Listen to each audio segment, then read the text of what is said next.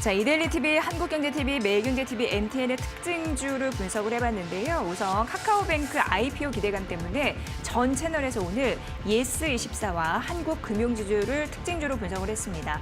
또 하락장 속에서도 SK하이닉스 선방했죠. 이데일리TV와 한국경제TV, MTN 세 채널이 동시에 얘기를 했고요. 또 공급 계약 체결 소식이 있는 OCI, 한국경제TV와 MTN이 또 연평도 실종 공무원 북한 피격 소식에 빅텍 이 영향을 받았는데 이데일리TV와 MTN의 특징주로 선정이 됐습니다. 자, 이 밖에도 이데일리TV는 원방테크, 국동, 루미마이크로 분석을 했고요. 한국경제TV가 넷마블, LG화학, 모트렉스, 박셀바이오를, 매일경제TV가 드림시큐리티, 텔콘 RF제야, 그리고 삼성전자, 제일기획 분석을 했습니다. 마지막으로 MTN이 KPM테크, 줌인터넷, LG디스플레이를 특징주로 거론했네요.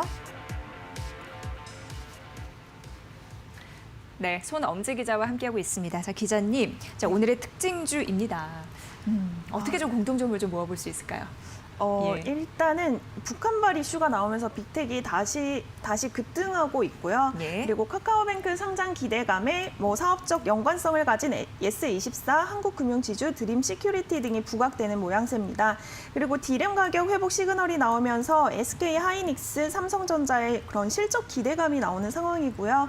그리고 지금 3분기 실적이 마무리되는 시점에서 실적 개선주가 또 주목을 받고 있는데 제일기획, 넷마블, OCI, LG 디스플레이 등이 좀 3분기에는 전분기 대비 좋은 실적을 내지 않을까 하는 기대감에 좀 강세를 보이고 있습니다. 네, 오늘 그야말로 너무 어려운 장입니다. 급격하게 꺾이면서 투자 심리도 많이 또 공포 심리 이런 부분이 있는데 갈수록 좀 더 떨어지네요. 우려스러운데 이 중에서도 특징주 뚜렷한 또 이슈가 있기 때문에 부각받았었죠. 살펴보시면 될 것 같고요. 자, 이 중에서 세 종목을 선별을 해 오셨는데 첫 번째 종목은 뭘 봐야 될까요? 네, 첫 번째 종목은 이데일리TV, 매일경제TV, MTN에서 꼽은 한국금융지주를 가지고 왔는데요. 네. 오늘 비슷한 테마로는 예스24, 드림시큐리티까지 꼽을 수 있을 것 같습니다. 네, 이거는 이제 카카오뱅크 상장 기대감 때문에 네. 이 지분을 갖고 있는 종목들이잖아요. 네. 오늘 대부분의 종목이 떨어져도 이 종목은 올라서 장 초반부터 눈길이 갔습니다. 현재 좀 엇갈리는 흐름이 나타나고 있어도 자세히 들어보도록 하겠습니다. 기자님의 분석은 어떻게 내려질까요? 네, 말씀하신 것처럼 세 개 종목의 공통점은 이 카카오뱅크와 사업적 연관성이 있다는 건데요. 예스24도 카카오뱅크의 지분을 가지고 있고 드림시큐리티는 카카오뱅크 그 개인정보 인증 시스템의 서비스를 제공하는 기업입니다. 한국금융지주는 카카오 다음으로 카카오뱅크의 지분을 많이 보유하고 있는 주주고요. 현재 기준으로 한국금융지주는 카카오뱅크의 지분을 그 자회사의 목과 합쳐서 33.5%를 보유하고 있습니다. 그간 설만 무성했지만 바로 전날이죠. 23일에 카카오뱅크가 연내 상장을 추진하겠다는 계획을 밝히면서 주가가 또 한 번 반등하고 있습니다. 이미 카카오뱅크의 장외 주식시장 가격을 고려하면 시가총액은 총 46조 원인데요. 좀 과열됐다라는 우려도 있긴 하지만 이는 지금 시중 4대 은행의 시총을 넘어섰습니다. 카카오뱅크가 금융시장의 새로운 패러다임을 제시하는 그런 매개가 될 것이란 기대감에 이런 카카오뱅크의 지분을 많이 보유하고 있다는 건 분명한 호재로 보입니다. 네. 직간접적으로 수혜가 예상된다라는 부분 때문에 지분 보유하고 있는 대표적인 두 종목이 오늘 시장에서 부각을 받고 있는 상황인데요. 그런데 이 지분 가치 부각 외에 다른 또 강점이 있을까 궁금한 상황이에요. 예. 그렇죠. 네, 최근에 증권사들이 이 핀테크 강화에 굉장히 열을 올리고 있는데요. 제가 다음에 소개할 줌인터넷이라는 종목과도 좀 연관돼서 이야기할 수 있는 부분입니다. 한국금융지주는 카카오뱅크 지분 인수에 상당히 공을 들였습니다. 지난해 한국금융지주가 카카오뱅크의 원래는 최대 주주였어요. 그런데 금융지주회사법상 한국금융지주 같은 지주사는 은행의 지분을 아예 50% 이상 보유하거나 아니면 5% 이하로만 보유할 수 있었는데요. 때문에 한국금융지주는 일부 지분을 카카오에 돌려주고 그리고 자회사인 한국투자밸류 자산운용이 나머지 지분을 인수하는 방법으로 지분 구조를 정리했습니다. 네. 이때 이 과정이 너무 복잡하고 또 세금 문제 등도 있기 때문에 업계에서는 아예 한국금융지주가 카카오뱅크 지분을 그냥 팔아서 차익 실현을 하는 게 아닌가 이런 의견도 조금 나왔었는데 그런데 카카오뱅크 지분 확보를 위해서 유상 증자를 진행할 만큼 이 카카오뱅크 지분에 대한 상당한 애정을 드렸습니다. 그만큼 이 증권업계는 카카오뱅크가 보유하고 있는 핀테크 기술의 사업 역량을 포기할 수 없다는 거고 그만큼 가치가 있다고 판단해서입니다. 현재 한국금융지주는 카카오뱅크와 증권계좌 연계 개설 그리고 해외 송금 서비스 등 업무 협력을 강화하고 있고요. 금융상품 판매를 포함해서 지속적인 사업 시너지를 추구할 것이라는 계획입니다. 오늘 기준으로 한국금융지주는 개인 금융상품 자산이 30조 원을 넘어섰다라고 하는데요. 작년 말과 비교하면 지금 30% 가까이 상승한 수준이고요. 이런 한국금융지주의 성장세를 발판으로 금융 플랫폼 사업에 대한 직간접적 참여를 통해 디지털 금융 환경에서의 사업 영역을 확대할 수 있는 약간 절호의 시기가 아닌가라는 그런 기대감이 나오고 있습니다. 네. 카카오뱅크 이 IPO에 대한 기대감 이런 부분이 현재 나오고 있는 상황인데 장외 시장에서 몸값 1위를 또 기록을 해서 한때 화제가 되기도 했습니다. 네. 자, 올해 한국금융지주는 강보합권 그리고 예스24도 뭐 11% 넘는 급등세 하지만 시가 대비 상승폭을 좀 줄이고 있는 흐름들이 양 그 종목의 공통점이라고 할 수 있겠고요. 한국금융지주는 15거래일 만에 외국인의 매수세가 또 전환이 돼서 수급적인 포인트는 요 정도 좀 찾아보시면 도움이 되실 것 같습니다. 자, 이렇게 카카오뱅크 IPO 기대감의 지분 가치 주목받는 두 종목 만나봤고요.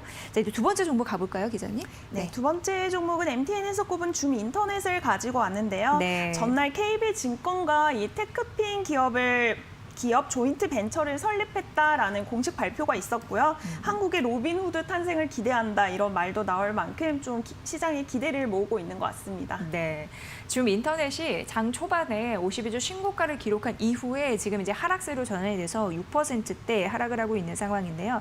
확실히 이제 신고가를 가는 이유, 어쨌든 하락 전환하더라도 이유가 또 반드시 있을 것 같은데 이게 또 AI와 접목이 되어 있다고 들었습니다. 네, 줌 인터넷은 이제 네이버와 다음이 워낙 압도적이라서 좀 모르실 수도 있지만 줌 인터넷은 국내 3위 포털 사이트를 운영하고 있는 회사입니다. 작년 6월에 스펙 합병을 통해서 주식 시장에 상장을 했고요. 주력 사업은 이 검색 점유율 3위인 줌닷컴이고 그리고 개인 맞춤형 뉴스앱 뉴썸 그리고 영상 리뷰 컨텐츠 쇼핑 앱 랄라 등을 출시하면서 사업 영역을 확대하고 있습니다. 좀 이렇게 급등세를 보이다가 좀 투자 심리가 줄어든 건 아무래도 줌 인터넷이 본래하고 있는 사업이 조금 약화되고 있어서라는 우려가 있을 것 같은데요. 이 줌 인터넷의 영업이익은 2018년 2,603억 원에서 지난해 908억 원으로 대폭 줄었고요. 올해 실적도 이 2008년 수준을 회복하지 못할 것이란 그런 우려가 조금 나오고 있어요. 그런데 회사 측은 AI 기술력을 더욱 강화해 나가겠다고 밝혔고 실제 KB증권이 주목한 것도 이 줌 인터넷의 AI 기술력입니다. 네, 줌 인터넷은 사실 수익 모델을 어떻게 발굴해낼 것인가 이 고민이 너무 많았던 걸로 알고 있는데요. 어쨌든 이번에 KB증권과 손을 잡았습니다. 어떤 것 때문에 그러는지 본격적으로 알아볼까요? 네, 예. 줌 인터넷과 KB증권은 한국형 로빈후드와 같은 간편 투자 테크핀 기업을 만들겠다는 계획을 밝혔습니다. 네. 줌 인터넷의 자회사는 이스트 소프트예요. 그 이스트 소프트는 다들 뭐 강력한 보안 기술, AI 기술력은 이미 공인되는 기업이라고 볼 수 있을 것 같고요. 그리고 줌 인터넷은 포털 사이트를 운영하는 만큼 이 빅데이터가 상당히 쌓여 있는 상황이고, 그리고 KB증권의 네임 밸류 그리고 금융 노하우 등의 시너지를 기대해서 이 벤처 기업을 이끌어 나가겠다는 보관입니다. 예. 줌 인터넷과 KB증권이 만든 신설법인의 대표이사는 토스와 카카오페이에서 신규 사업 업무와 투자 총괄 경력을 보유한 구대모 대표가 선임됐습니다. 투자자 정보와 연계한 AI 큐레이션 서비스를 도입하고, 그리고 AI 기반 음성을 이제 텍스트로 변환할 수 있는 그런 AI 기술도 활용하겠다고 했고요. 그리고 이미지 인식 기술을 활용한 그 전자 디지털 고객 확인 서비스 등 고도화된 서비스를 계속해서 개발해 나가겠다고 밝혔습니다.